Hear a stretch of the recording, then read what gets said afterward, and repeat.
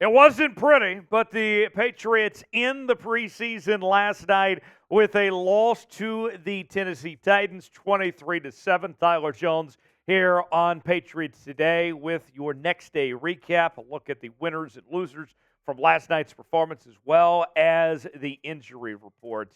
I got to say, last night was just bad. No matter how you shake it for this New England Patriots team, they did not play well from start to finish to this ball game. And we know going in that the Patriots were trying to limit how much they played their starters. A lot of guys sat out. But on top of all that, you still may have lost a starting offensive lineman to injury. As last night, Riley Reiff, the offensive tackle, previously with the Cincinnati Bengals, left the game in the second quarter with a right leg injury. Still waiting to see what his status is, but at the very least, it's not good news. The Patriots' offensive line has already been awful throughout this preseason. We knew it was going to struggle, that it wasn't the strength of this Patriots team, but it's even worse than we could have imagined. And now you're another man short. Not great for the New England Patriots. We'll continue to follow, let you know when we get more updates on Riley Reiff. The box score for New England as they fall 23-7 there in Nashville. Bailey Zappe, 8 of 15 through the air, 57 yards, no touchdowns, no picks. Never could get in rhythm. Pierre Strong led the Patriots in rushing with 8 carries for 31 yards. And Thyrick Pitts with 2 catches for 26 yards. We'll tell you more about him later. Meanwhile, on the other side for Tennessee, Malik Willis went 15 to 20 through the air, 211 yards. He had 2 touchdowns and 2 picks. Patrick with 15 carries, 76 yards. And Colton Dowell with 2 catches for 49 yards. Here's the tale of the tape. It ain't pretty, folks, when you look back at the Patriots' offense and what they did against Tennessee. Total offense, 79 yards. That's it. For the entire night, passing yards, 24. Good Lord. Rush yards, 55. Had a turnover. Time of possession, 21 minutes and 22 seconds. That game could not have ended soon enough. It was painful to watch. But don't worry, folks. We have Patriots coverage all season long here on Patriots Today. The good, the bad, the ugly. We bring it to you here on the channel. We're going to do watch parties throughout the season. Even as the Patriots just looked abysmal last night, we still had an entertaining time on the channel, myself and Patrick Seaton. And we're going to do more watch parties throughout the season. So come on in and stay a while and join us on the channels. We cover your Patriots, not just each and every day with daily news and rumors, but our watch parties, live shows, mailbags, and more. This is the place to be. If you love your New England Patriots, subscribe now, turn on notifications, and join us here on Patriots Today. To the winners list, we begin with a guy that didn't even play last night, Mac Jones. Mac Jones had the night off, his second night off of the preseason, and I got to tell you, Mac Jones, I don't think he needs to worry about Bailey Zappe or any of the other quarterbacks in his rear view because this quarterback competition was never a quarterback competition to begin with. Mac Jones, in the small sample size that we saw of him in the preseason, made it very clear that he is the right guy to lead this Patriots offense. That I think I can feel very confident in him being the guy to get the job done. Because what I saw from Bailey Zappe, a lot of inconsistency. Trace McSorley, he probably should just go ahead and start getting ready for the XFL at this point. And Malik Cunningham, as much as we like Malik Cunningham, and Malik Cunningham was a big deal, Malik Mania, he's nowhere near ready to be a, starting caliber quarterback in this league, let alone should he be in a roster. That's a whole nother question. But as far as Mac goes, Mac is the guy. He's the right quarterback to lead Bill O'Brien's offense. And I feel good about Mac as being the Patriots quarterback. I do have other concerns, though, other areas. We'll get to those. But first, who was your biggest winner for the Patriots against the Titans? I know there's not a whole lot to choose from. Give me one name. Let me know in the comment section who that winner is. The losers. Got to go to Bailey Zappe. And I know you're probably sitting here saying, Tyler, how can you point to Bailey Zappe if he didn't have much time to work with, if he didn't get much help on the offensive line? I get that. And I'm fully aware that Bailey Zappe was not given the benefit of the doubt when it comes to help on the offensive line. But even then, Bailey still made mistakes that he shouldn't have. 8 of 15, 57 yards. He had 3 fumbles. He had no time to throw.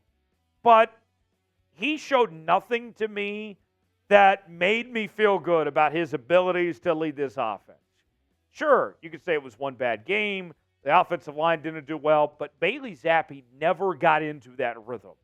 And you could see why that this wasn't a quarterback competition. The gap between him and Mac is bigger than I think people realize. Back to the winners list. That is where we find Thyrick Pitts. We've talked a lot about the receiver competition in New England. When you go past Juju, Devontae Parker, and some of these other guys, and some of the other breakouts, like Kendrick Bourne, who had a nice bounce back, and Keyshawn Butte, who played good last week, DeMario Douglas. Where did this guy come from? He led the Patriots in receiving last night. 2 catches for 26 yards, 13 yards a reception. Thyrick Pitts, I got to tell you, I liked what I saw from Thyrick Pitts. I don't know if he's still going to be on the roster here in a couple days. But, hey, nonetheless, he might have earned himself some more time to stick around, whether it be in the practice squad or whatever it may be.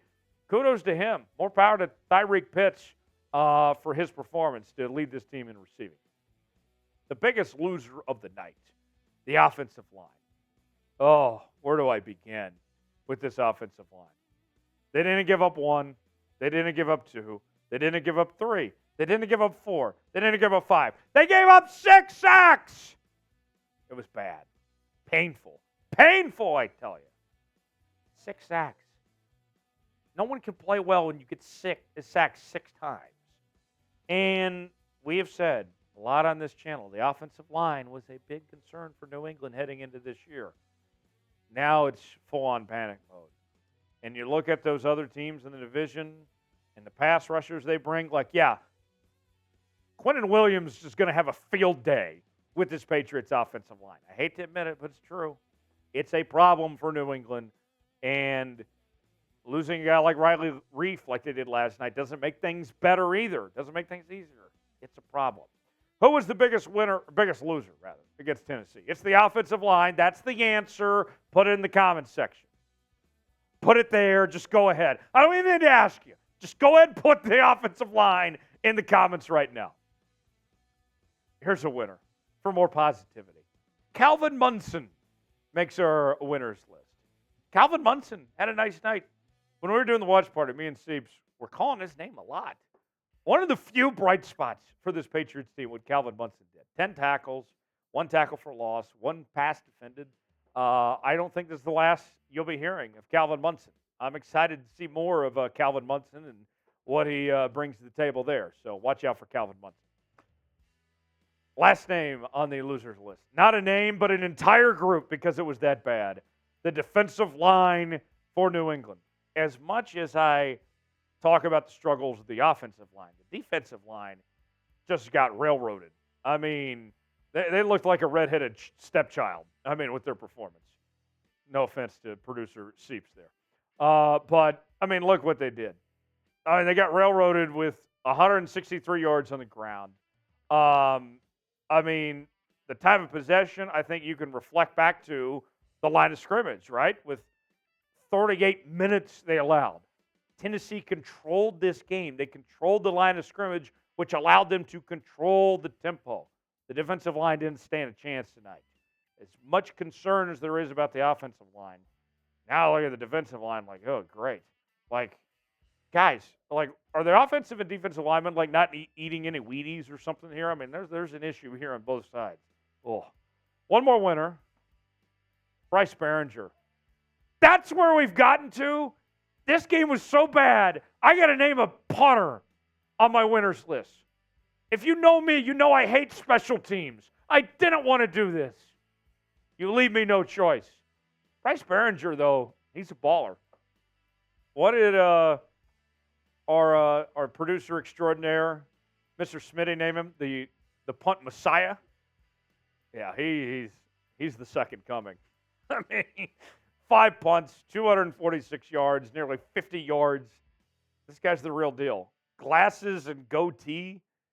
Looks like a 45-year-old man, but he punts like the second coming. I like Bryce Baringer.